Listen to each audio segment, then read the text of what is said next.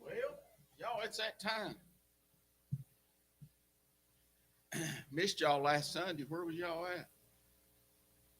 I was the one that was gone, wasn't I didn't. I watched some of the Sunday school lesson this week. I watched Sister Edie teach, and sure appreciate her stepping up, and teaching, and I did get to see half of Brother Smith's message Sunday night, and I tell you what, you need to go back and watch that one if you wasn't here. He covered some ground. He touched on the thoughts that I was wanting to teach on Wednesday night. If I'd have been at home, it was along the same lines. And so you may get, if you want to tune in to Bible study Wednesday night, hopefully we may get to hear a little bit more along the lines of what Brother Smith was preaching on last Sunday night. But he did a good job. He preached about the idea and the views of the world being on that wide path, going through that wide gate. And it was good. So I advise you to go back and listen to that if you wasn't here Sunday night. It was real good. I appreciate Sister Jennifer, work she does on getting our Sunday school lessons and our services online on YouTube. Share that. I guess you can share it. I don't know how you do it on YouTube, but need to get the word out to everybody. Huh? Tune in and like it, and subscribe to it, to the Douglas Church of God, and get the word out. This that we're doing today is going to end one day. This world is wrapping up quickly. Watch the news. You ain't even got to watch the news. Just go outside and mingle with the world just a little bit, and you can see it's wrapping up quick. We're not going to have Sunday school one day. We're going to be with the Word, Jesus Christ Himself, and what a time we're going to have. But we got a lot of people we want to take with us. A lot of them's lost. If you don't believe me, go down 278 to a place called Mountaintop Flea Market. Now I shouldn't start on that, but last Sunday morning we went by about 8:00, and there was bumper to bumper traffic getting into that place. I used to go to it before I got converted. That was me and Wanda when we were dating. We would skip out of church. Oh, Sister Grimmin, I'm sorry. You probably knew it. We'd skip out of church early to go to Mountaintop Flea Market. And, but people need saying it, and I'm not going to start on that. But my goodness, anywhere you go on Sunday morning, you see a lot of people not in church. Anyway, that's not what the lesson's about this morning. So we don't need to go down that road. Let's start off with prayer requests. Keep Sister Sheila, Brother James in our prayers. I miss them when they're not here. Y'all have requests?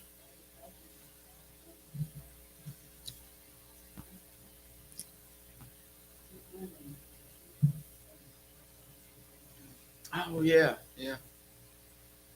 Everybody knows that Rose Road's having their 50th celebration today, and Brother and Sister Smith's gone to that. Brother Smith and Brother Nellen Smith and Brother Lewis Smith is the only two living pastors from Rose Road. So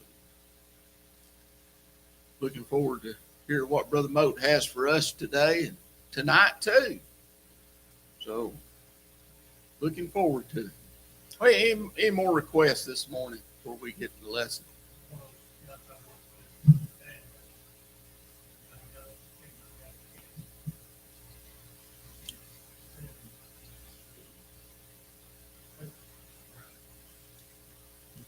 them.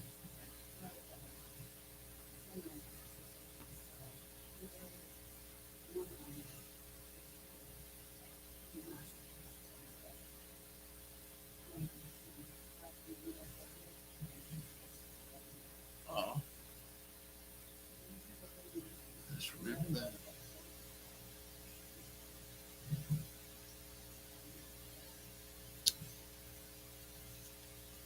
Remember all these. Again, remember our service. And let's go, Lord, in prayer, if you will. Just pray and let's ask God's blessings on today.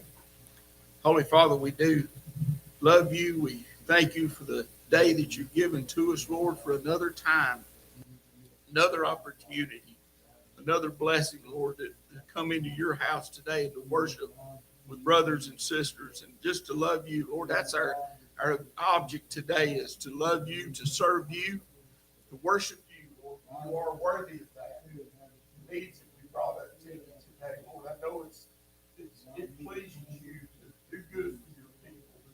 Lord, we lean on you in these times when these bodies are hurting, when our minds, our spirits are hurting. You're the one that we turn to, Lord, for you're the answer. And Lord, to those that are lost today and our families, our friends, we ask that you save them before it's too late. We know this time is going to wrap up soon. You're soon to come back to get your church. And Lord, we want them to be part of it with us. And today, Lord, as we get into this lesson, anoint your word, Lord, and let it go to our hearts today when Brother Moak brings the message. Lord, just let your anointing be on him. Let that word go to our hearts. Lord, let it do the purpose that you send it out for. And today, every aspect of our service, let it be for your glory. We ask in the name of Jesus. Amen. I cut grass yesterday, so I've got the sniffles today. We're getting into a new section of this quarter. I think there's about 6 lessons here that has to do with the life and the writings of Solomon. I love Solomon. He's, again, one of my favorite characters, people in the Bible. Solomon, wise Solomon. He was a man that took his position seriously. We see that from the 3rd chapter of 1 Kings. It'll be in maybe another lesson here. We'll see his calling and how he relied on God and God's wisdom and power to give him the anointing that he needed to fulfill his role that he had as king. But we're going to look at the foundation today and his coronation, plural. He had 2 of them. He was so special, he had 2 coronations as king. We'll look at both of them today. And really the rocky foundation, my goodness, when you start studying about David and Solomon and the kings, it was a rough road, but because of a lot of their own doings. But God didn't want this for Israel. He didn't want them to be a monarchy. I guess you could call it a monarchy, having a king. He wanted it to be a theocracy. He wanted it to be him ruling them through the priests, through the Levites. It was their decision to get a king. And when you look at the history of the united Israel, before they divided, there was only 3 kings. They only had 3 that ruled during that time. Saul being the first one, and then David, and then Solomon. And then the nation divided. It almost divided during David's reign. We might touch on that a little bit. We can't talk about Solomon unless we talk some about David. But David's sin, the consequences of his sin, brought his family a lot of turmoil, a lot of trouble. We'll look at some of that today too.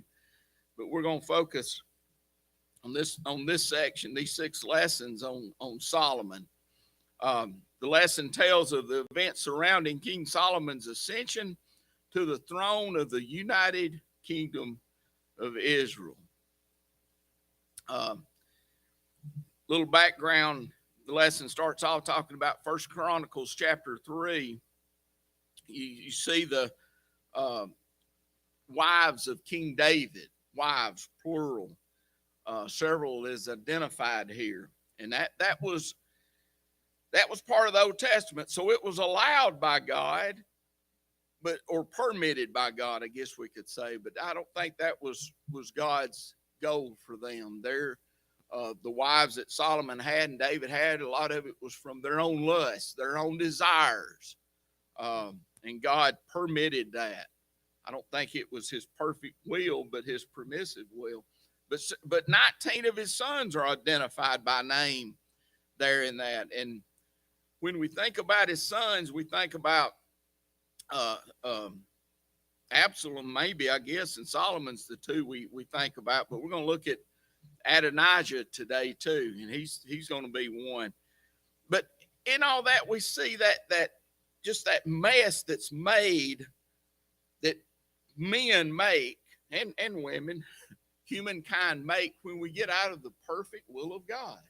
When we want our own ways and God allows it, then it gets into a mess. And the lesson here said, with so many wives and sons, it's not surprising that who succeeded King David was going to be chaotic. So and boy, this is what you get out of it.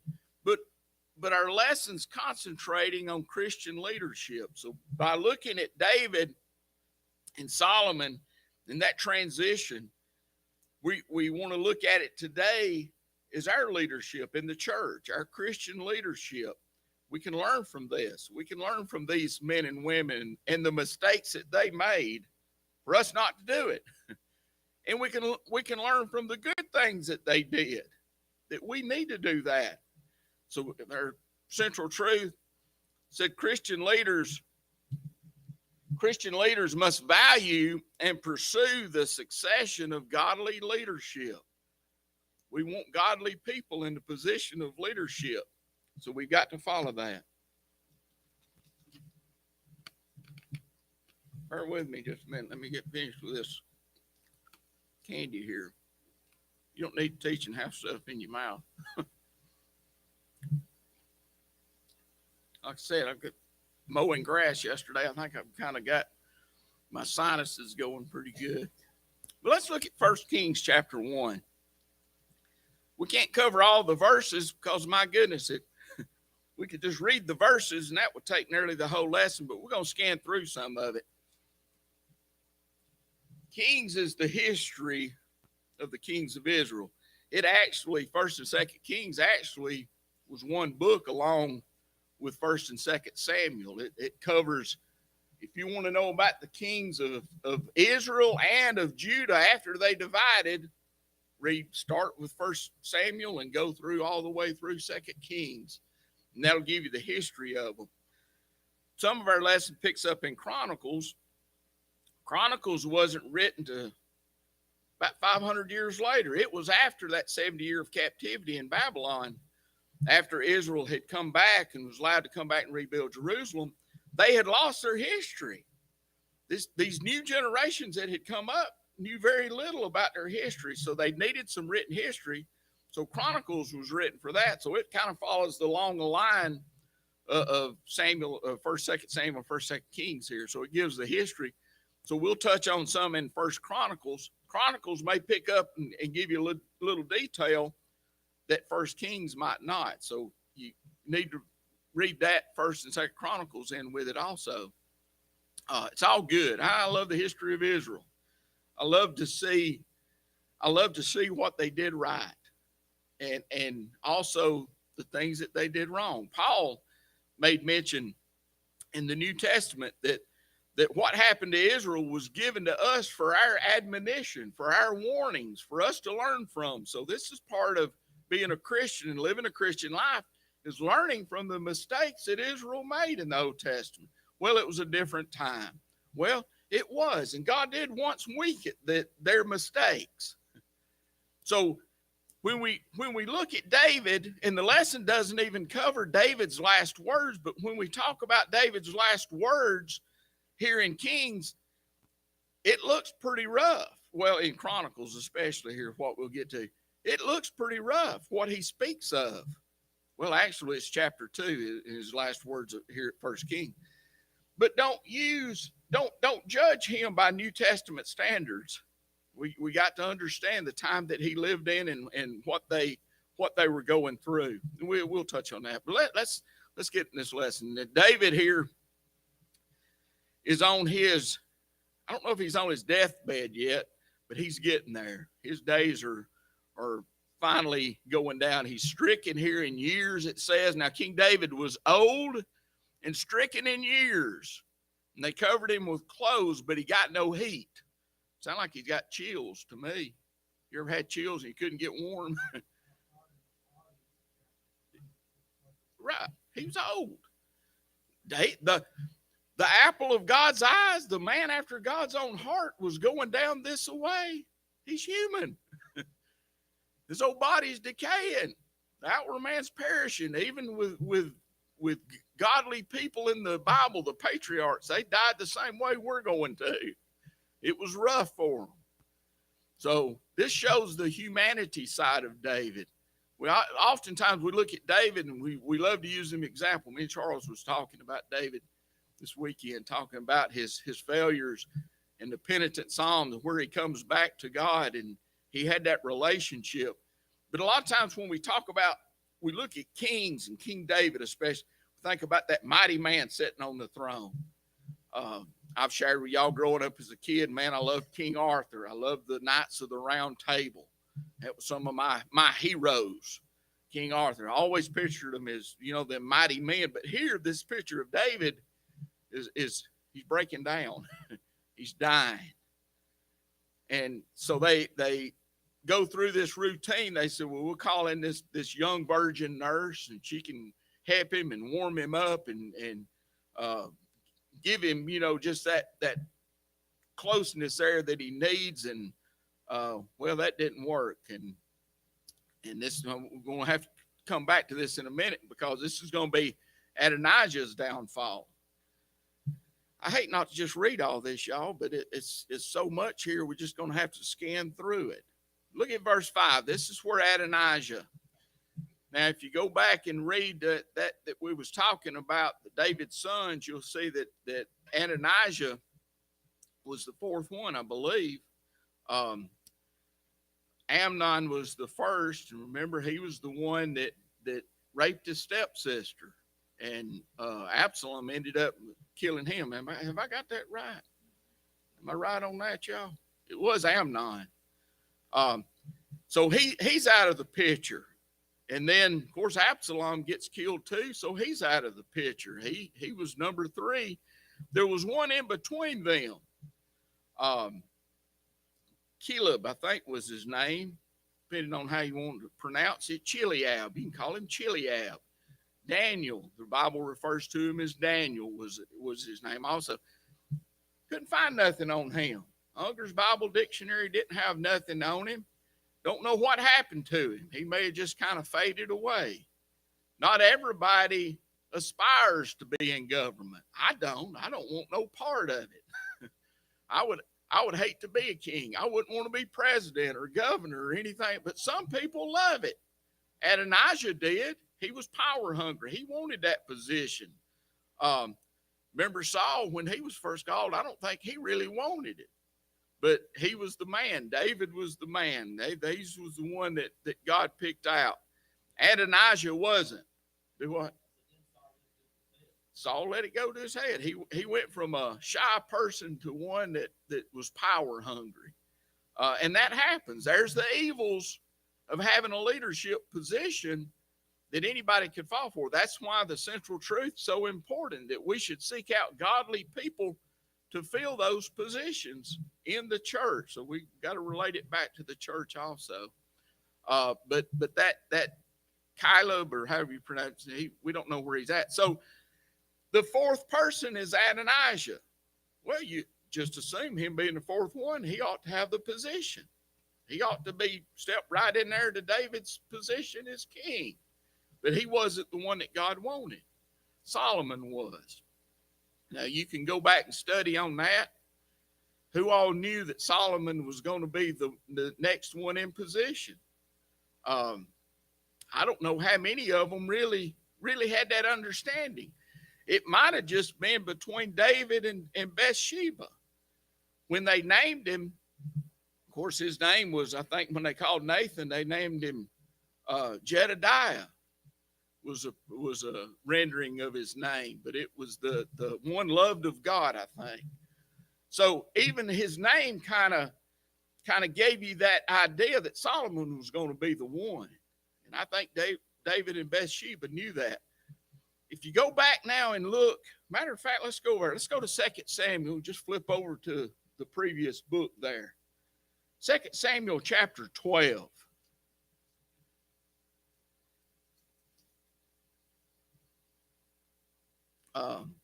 Well, that's not really what I was wanting. Let's go to that. That's where the prophecy came through Nathan that the sword would not. Said, therefore, the sword shall never depart from your house. That was the consequences of David's sin, that he was going to have trouble in his house. And boy, it started real quick with Amnon, and there was trouble all. You know the history there of his family. It was always some issues going on there. So that was the prophetic word coming to pass because of David's sin. My goodness, when you're in a leadership position where there's great power, there's great responsibility too. I think God holds those in leadership positions more accountable. It's supposed to be that example. But those in position are still humans. The law of consequence of sin still applies. Galatians still applies to leaders. Be not deceived. God is not mocked. Whatsoever a man soweth, that shall he reap. David sowed to the flesh, and he reaped the bad things of the flesh. Matter of fact, Nathan even prophesied and said that your wife, because you did this in secrecy, what God's going to do to you is going to be publicly. That your wives are going to be taken from you and given to other men. And that come to pass. Let's go to 2 Samuel chapter 7, I think is what I wanted to look at. This is the covenant that God had made with David. Look 2 Samuel 7. We'll just look at verse 12. And when thy days be fulfilled, and thou shalt sleep with thy fathers, he's talking about David here. I'll set up thy seed after thee, which shall proceed out of thy bowels, and I will establish his kingdom. He shall build a house for my name. Well, that tells us we know now that Solomon, with the hindsight that we have, but David knew that because David had told Solomon, you're going to be the one to build the house. David wasn't going to build the house because he shed too much blood. He said, he'll build a house for my name, and I'll establish the throne of his kingdom forever. I'll be his father. He shall be my son. If he commit iniquity, I'll chasten him with the rod of men, with the stripes of the children of men. But my mercy shall not depart away from him, as I took it from Saul, whom I put away before thee. That was the covenant God made with David. He doesn't name Solomon, but now we know it. I mean, we can see that. How many of these knew? Did Nathan the prophet? I think he knew that Solomon was the chosen one. I believe others probably there close to David knew. I believe Bathsheba knew. Well, we know Nathan knew because he's fixing to come into the picture, him and Bathsheba both.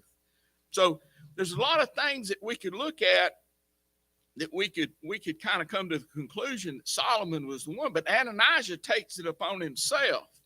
Now let's get back to our lesson here. Verse 5, Adonijah, the son of Haggith, exalted himself. Oh boy, that has pride written all on it, don't it? He exalted himself, saying, I will be king. I'm going to reign. And he prepared him chariots and horsemen and 50 men to run before him. Boy, he showed the might. He showed the military might, didn't he? Solomon's coronation's about to be on an old mule. That's the humility and the humbleness, but that also showed him to be king. Didn't have to have the mighty men and the horses to run before him. And his father had not displeased him at any time in saying, why hast thou done so? And he also was a very goodly man, and his mother bare him after Absalom. So if David had any failures as a father, this is one right here. He didn't displease him. He didn't correct him. Even even after knowing that Solomon was going to be the one, and Adonijah steps up, and he must have been kind of presuming this for a while. But David never corrected him, never displeased him, never was rough on him by saying, no, you're not going to be the one. So he kind of gave him a little false sense of security there by letting him lead on and think that.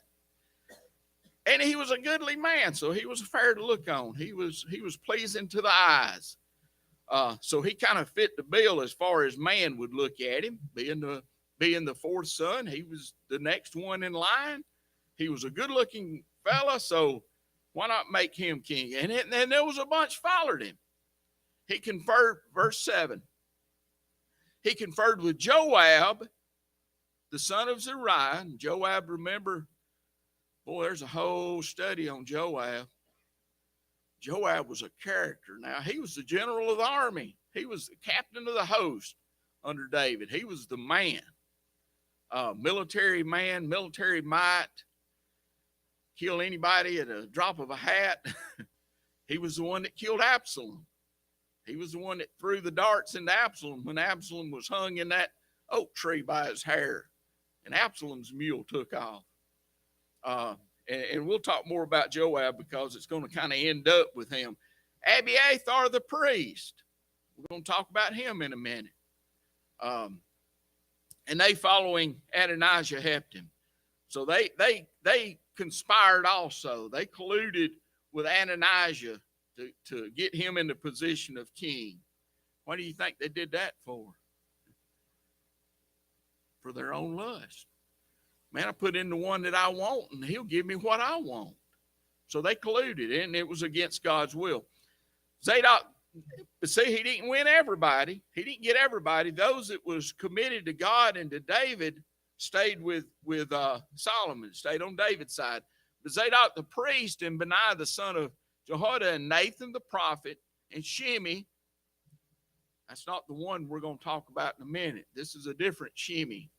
I guess that's the way he pronounced his name. Remember, the one we're going to talk about in a minute, he was the one that cursed David when David was running from Absalom. He's the one that chucked rocks. He was the Ernest T. Bass of the Old Testament Bible. He threw rocks at David and his men as they fled from Jerusalem. We'll talk about him. And this is a different one here. Rai, the many mighty men which belonged to David, were not with Adonijah. So not everybody colluded with him. See how the nation could split real easy right here? And it almost did under David's watch. But now here it comes up again, and it's about to split again.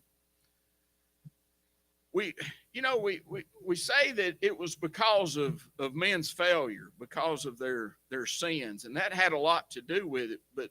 But understand too, there was a spiritual warfare going on here. Remember, we finally find out that during the 70-year exile to Babylon, that there's a spiritual war going on here. Remember when Daniel prayed, and the Prince of Persia and all of them so we know that underlying all of this turmoil and this confusion here with Israel is a spiritual battle going on.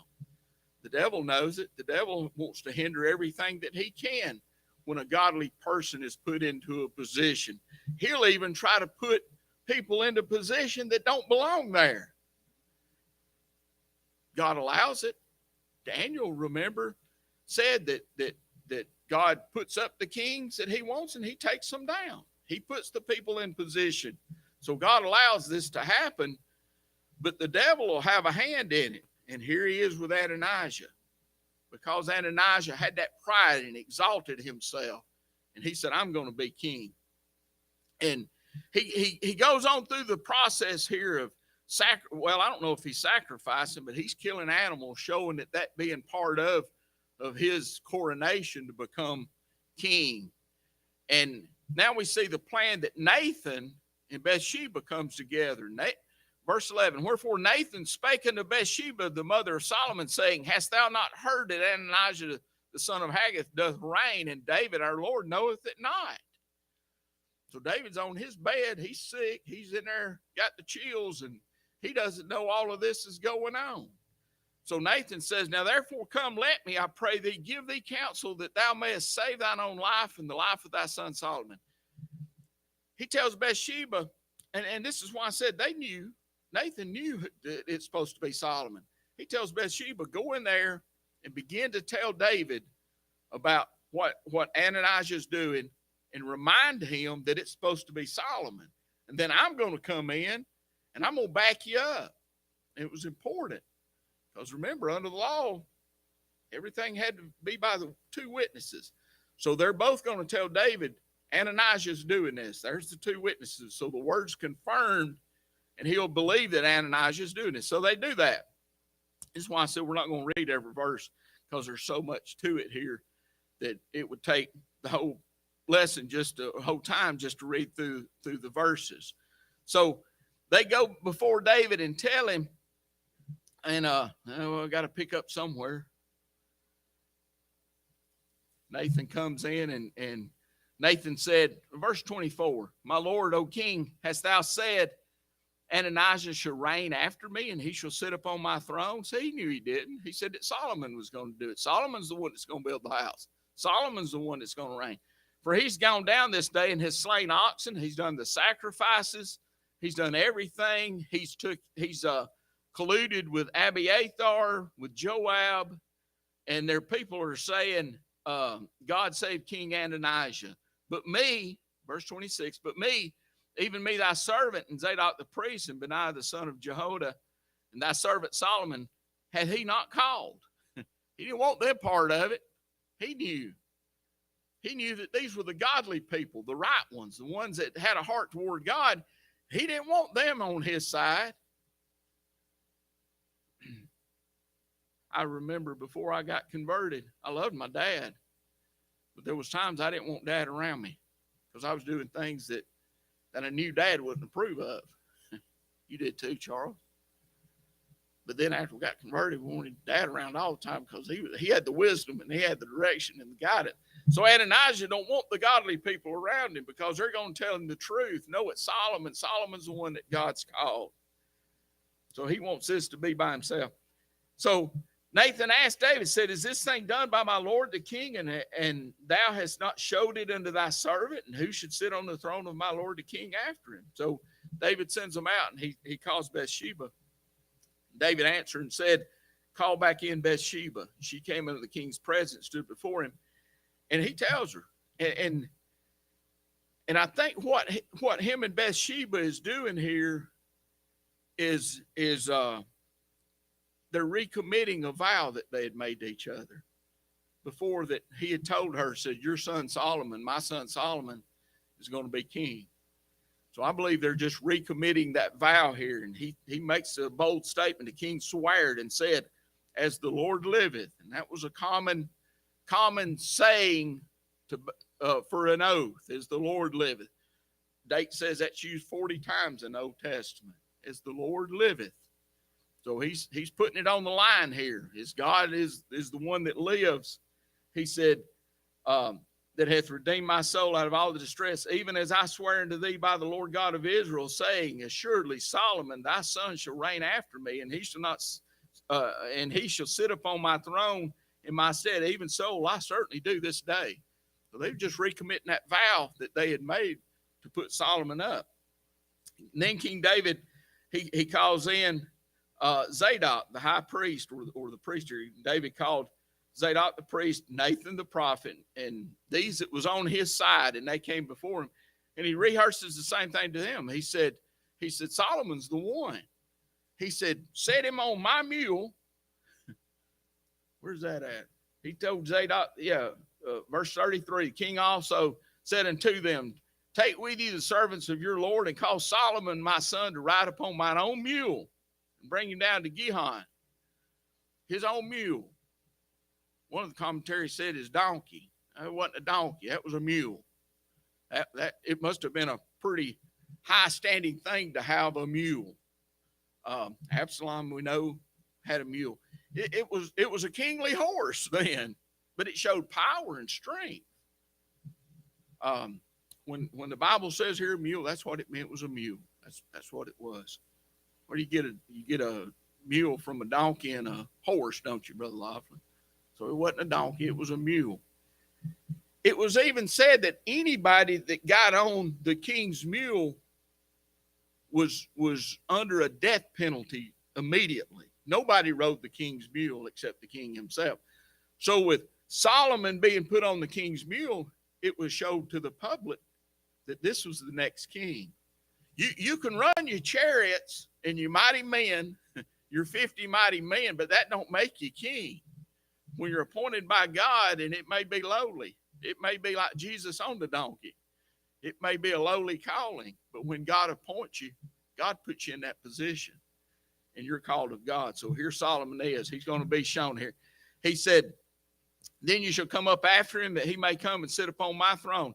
So this is the first coronation, but it's hasty. It's real fast. It's got to be done quickly, because if not, Adonijah and the people's going to raise up and make him king. So then, Solomon, boy, this is wisdom that David used it. He's showing humbly, but also through the process, that this is going to be the one to follow. Zadok, verse 39, takes the horn of oil out of the tabernacle and anoints Solomon. Adonijah didn't get anointed with oil, but here Solomon does.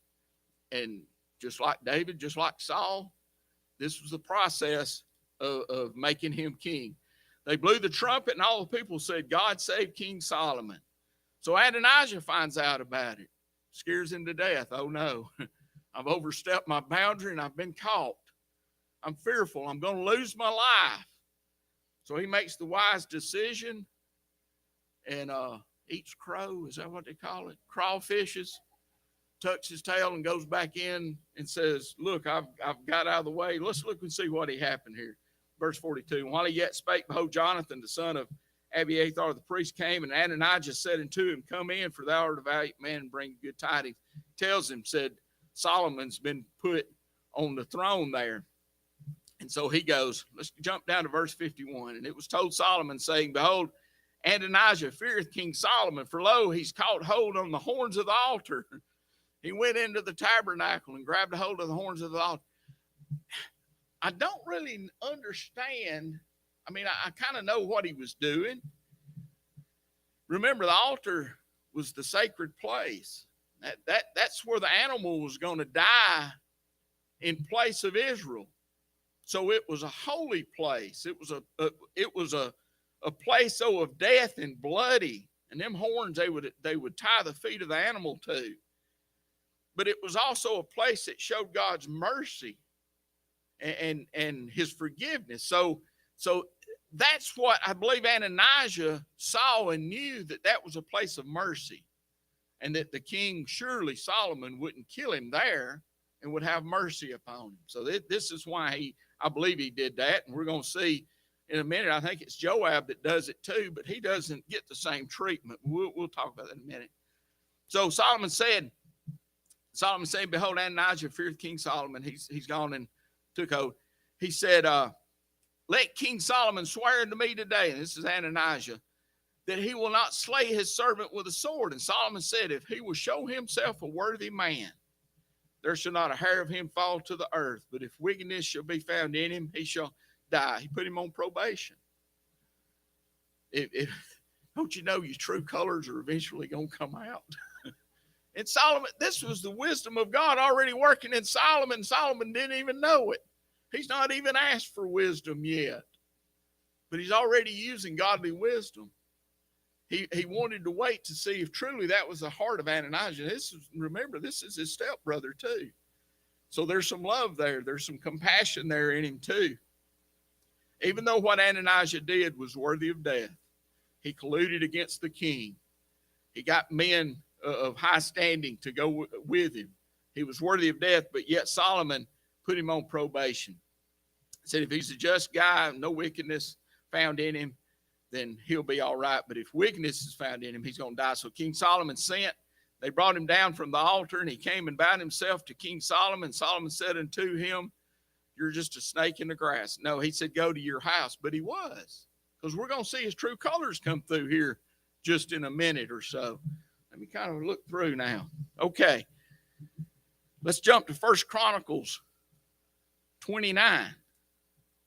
And here again, we can't go through everything.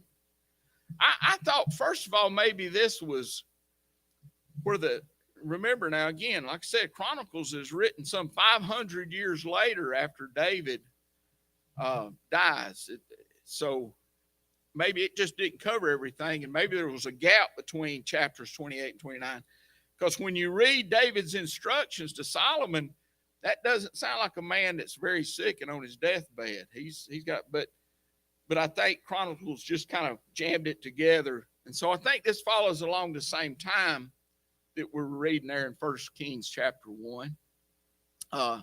Wish we had time to go through chapter 28, because there's where he lets David lets the people of Israel know that Solomon's the one, that God, he goes all the way back to where God told David through Nathan that it was going to be Solomon to build the house. So Solomon goes through all of this big speech here of getting the people to know that Solomon is the one that's called by God. And so it's a day of celebration, and where the first coronation was real hasty, this one's going to be spread out over 2 days. This is the way it's supposed to be done. This is the celebration showing that there's a new king, a transition of power to a new king. In the Army, we would have when a commander would leave the unit and a new commander would come in, it was always a big celebration. It was a day of standing and wearing your dress greens and all this stuff. It wasn't a day of celebration for the peons, but for those that was in power, yes, it was a day of celebration. And they made it, there was cameras going, there was the change of the guide on the colors, and everything would be changed. And so this was a big celebration. But for the people, I think it was a day of celebration for them too. There was feasting, there was national prayer. David leads a big prayer. He also goes in and starts telling the people about the house of the Lord that's going to be built by Solomon. And he's building Solomon up. This is not only a good father, but this is a good king. The next one coming in power, he's not stepping on him and telling people how sorry he's going to be. He's lifting up Solomon.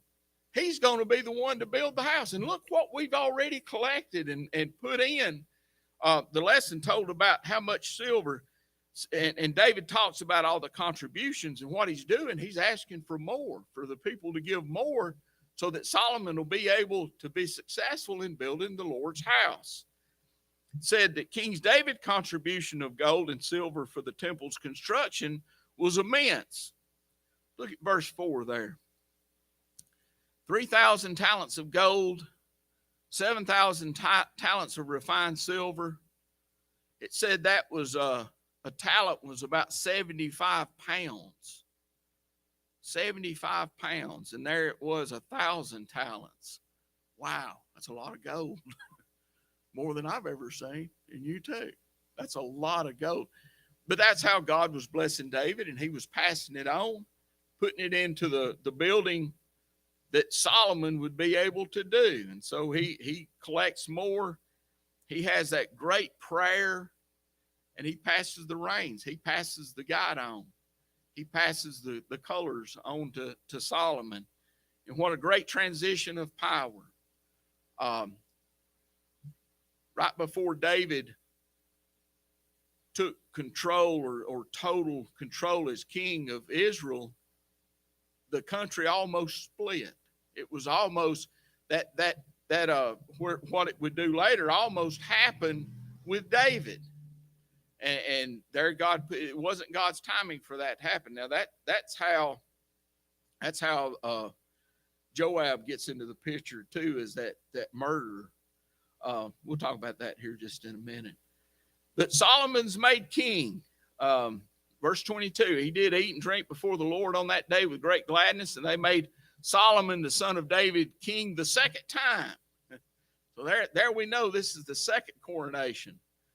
So that lets me know that Chronicles is falling right along the line of what we just read over there in 1 Kings. Solomon sat on the throne of the Lord as king instead of David his father, and prospered, and all Israel obeyed him. And all the princes and the mighty men, the sons likewise of King David, submitted themselves unto Solomon the king.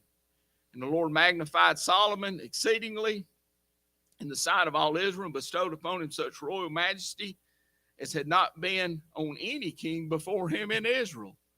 So Saul and David, neither one had this much majesty that Solomon had.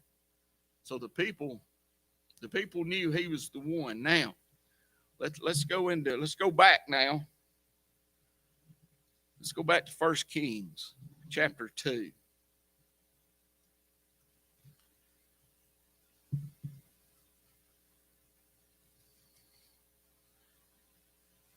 David's last words in death. If you read that first part, now that's not, our lesson picks up in chapter 13. But you can't help but look at what David's last words was. Pretty rough, wasn't it? He's telling Solomon, that's why I said don't use the New Testament to judge what David's saying. David, these people that David did not kill, did not bring God's judgment on. I don't know if David was trying, well, God had told him. He was following divine instruction not to kill them. But he was already accused by God of having so much blood on his hands, the reason he couldn't build the temple. And I don't know if he was trying to cleanse his hands a little bit. But now he brings these men up, these four guys up to Solomon and says, what I didn't do, now you're going to do. The lesson says that he told Solomon to do like what he had kind of done to Ananias, put him in probation. But I think he tells him pretty much to kill him. Verse 6, do therefore according to thy wisdom, and let not his whorehead go down to the grave in peace. Don't let his old gray head go. Make it rough on him. Well, that just don't sound right, does it? Because under the New Testament, we're told to do good to people and render unto no man evil for evil. But there again, this is the Old Testament. This was a rough time in Israel's history.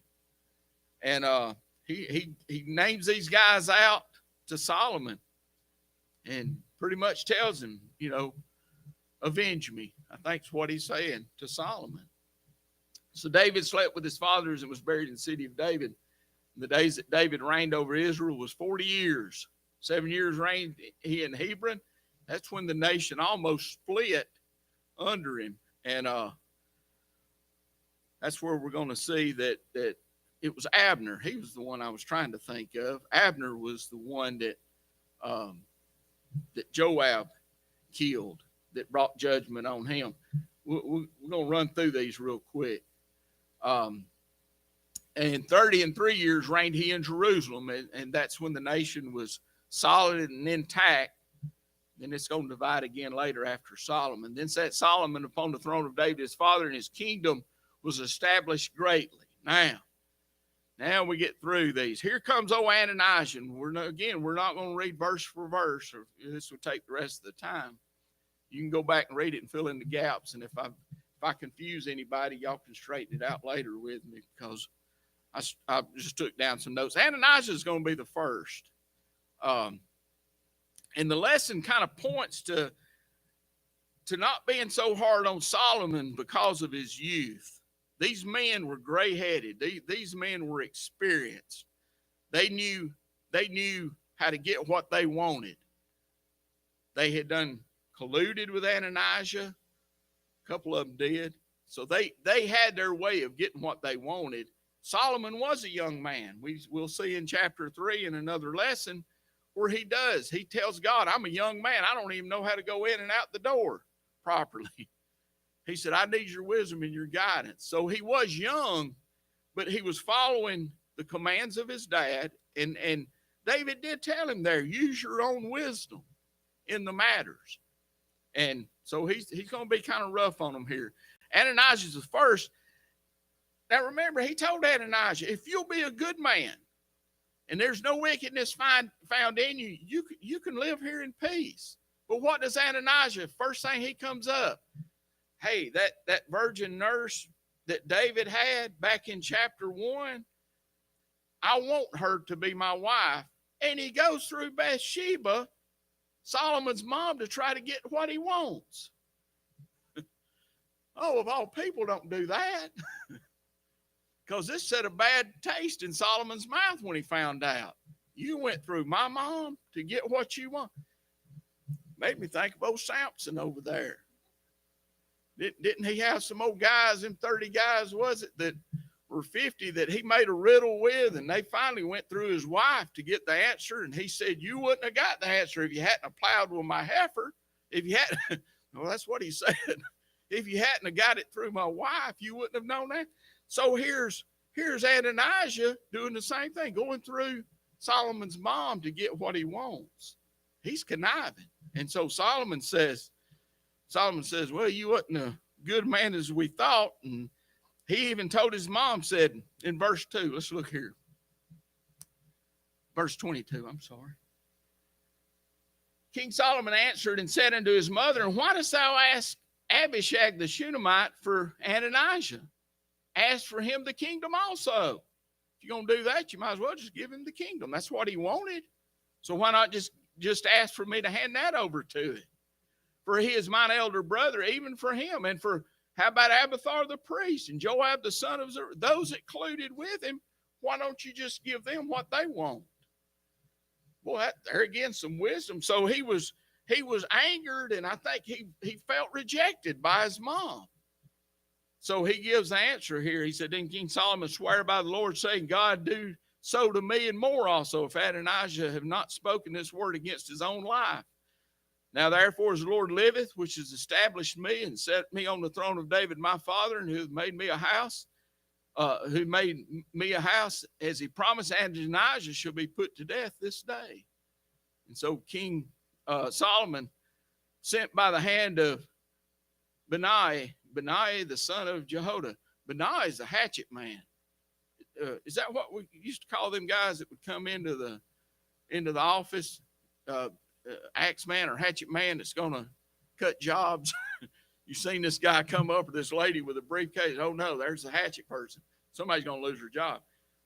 This guy here, he's the henchman, I guess. He's the one that's going to do the killing. He had a rough job, I guess. I don't know. The king commands you to do it. So he goes and puts him to death. But there he is, Adonijah. He's killed by decree, the decree from the king. So he got what he deserved, really. He exalted himself to make himself king. So what he did justified him being put to death. Now, David, if he'd have lived longer, he'd have probably done it, but he handed that job there over to Solomon. Now, Abiathar the priest, I think he comes in here in a minute. Yeah.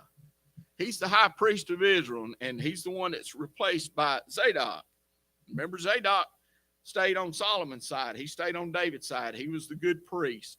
So he recognizes Abiathar too. So Solomon thrust out Abiathar, verse 27, from being priest unto the Lord, he might fulfill the word of the Lord which he spoke concerning the house of Eli and Shiloh. So it was fulfillment of prophecy. If you go back and look at the prophecy against Eli, God said he's going to cut your arm off, speaking about his job as being the high priest. So this was a full, God don't forget, when he makes a promise, when his word comes down, it's going to be fulfilled one way or the other. It may not be today, maybe not be tomorrow, but eventually it's going to be fulfilled.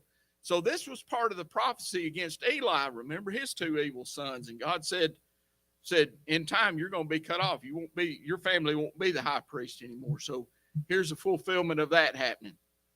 Then tidings came to Joab. Joab's next. Let's go back to Abiathar. That's a hard one to say. Abiathar. Abiathar, he stripped him of his priestly position and sent him home. Said, you go to your own field. Go on. So he was kind of lenient on him. And it may be because he was a priest there. He might have been a little easier on him, but he didn't get put to death. But here comes old Joab now. Tidings came to Joab, for Joab had turned after Adonijah. That was the big thing. He had colluded also. So he was just as much in a position of exalting himself in pride as Adonijah was. Boy, them some hard names to say. That's why I said if I'm teaching, I call off another name and you don't understand, it's because I've got them all mixed up. But he included also with Adonijah. Now, if you go back and read Joab's history, it was Abner. Well, he also had that hand in killing Absalom. But it was Abner who, when the nation had almost divided with David, that Abner was the captain of the host of Israel, and Joab was captain of the host of Judah, that mighty military man. Abner had come down and actually had made a peace with David and had almost put the nation back together, and he left David in peace. Well, when Joab came in from battle, he heard that Abner had been there. Well, Abner had killed his brother. So he had some vengeance he was wanting to take out on Abner. So he chases Abner down and has him killed. And David told Joab then, said, because Abner left in peace, the blood of Israel won't be on Judah, but it'll be upon Joab's head. So here it is right here.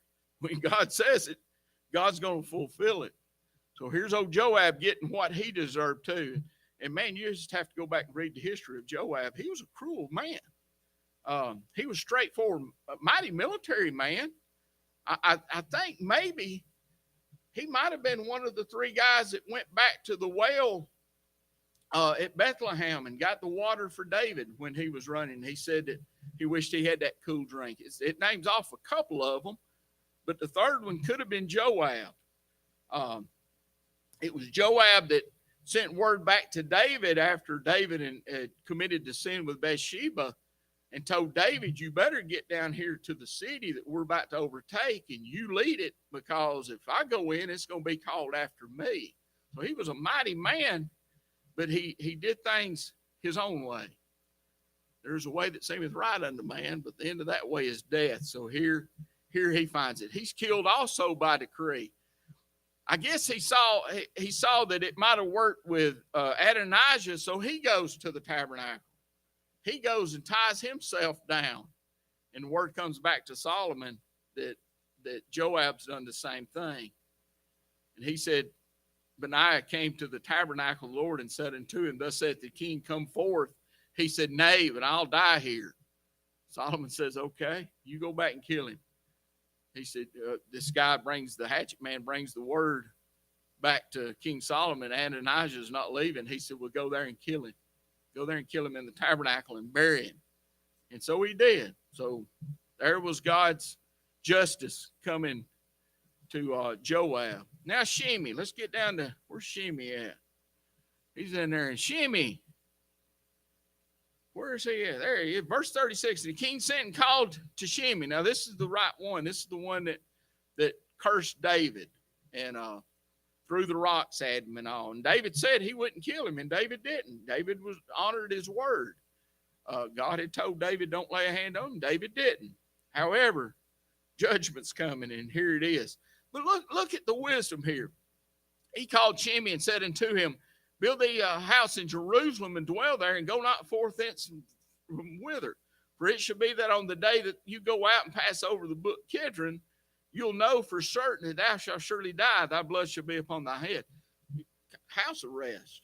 They didn't have the bracelets that they wore on their legs, but here's the house arrest. You're going to stay in Jerusalem. Don't get out of Jerusalem. The way I read it, he's telling them don't leave his house. Well, he tells them don't go over the brook Kidron, so he probably had Jerusalem there to stay in. But what does he do? And he says that's good. That's better than being killed. I'll take that. And it came to pass at the end of 3 years that Shimei had lost 2 of his servants. Well, he got word that they're outside. They're over the brook Kidron. So he goes after them. Word comes to Solomon. Shimei's disobeyed and is left. So the judgment comes down. The decree for breaking the law that Solomon said was his oath is going to cost him his life. So Shimei arose. Let's see. King sent and called for Shimei and said unto him, did I not make thee to swear by the Lord? And that word of it, let's see. Why then have you not kept the oath of the Lord and the commandment that I've charged thee with? The king said moreover to Shimei, thou knowest all the wickedness which thine heart is privy to. I wonder, maybe this is the Shimei, the same one that colluded with Adonijah. Could have been. I did a little research, and it showed it to be a different guy, but makes me wonder. He knew a lot that he hid in his heart. I think him and David talked a lot, David and Shimei, because when David was put back as king, got back to the throne, remember Shimei came to him, begged for his life, and David said, I'm not going to kill you.